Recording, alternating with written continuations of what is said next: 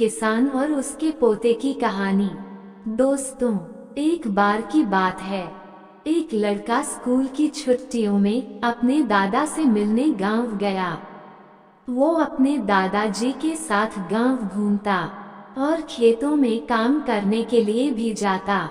एक दिन वो लड़का अपने दादाजी के साथ खेत में काम करने के लिए गया हुआ था। तो दादाजी ने उससे शर्त लगाई कि चलो देखते हैं कि खेत की जमीन को फसल की बुवाई के लिए कौन पहले तैयार करता है। उन दोनों ने खेत की आधी आधी जमीन बांट ली और जमीन को नई फसलों की बुवाई के लिए तैयार करने लगे। वो दोनों मिट्टी को खोदकर उसे पलट उसकी गांठों को तोड़ रहे थे ताकि वो फसल की बुवाई के लिए तैयार हो जाए। दादाजी, जिनकी उम्र 65 साल की थी, वो बिना रुके और बिना किसी शिकायत के अपना काम कर रहे थे।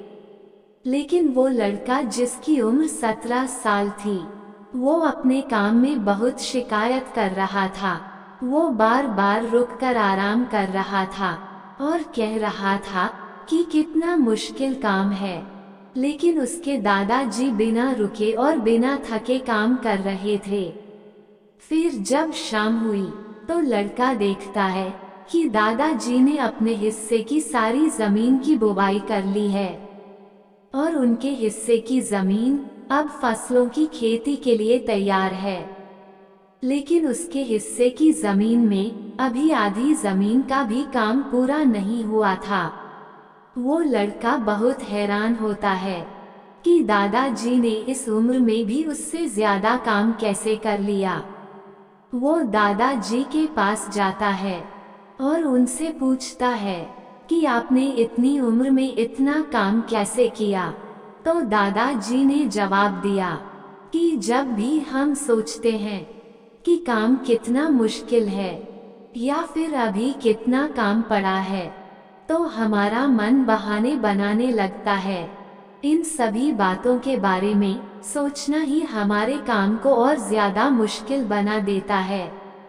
इसलिए समझदारी इसी में है कि हमें अपने तय किए हुए काम के बारे में ज्यादा सोचना नहीं चाहिए और उस काम को करते रहना चाहिए। इस कहानी से सीख।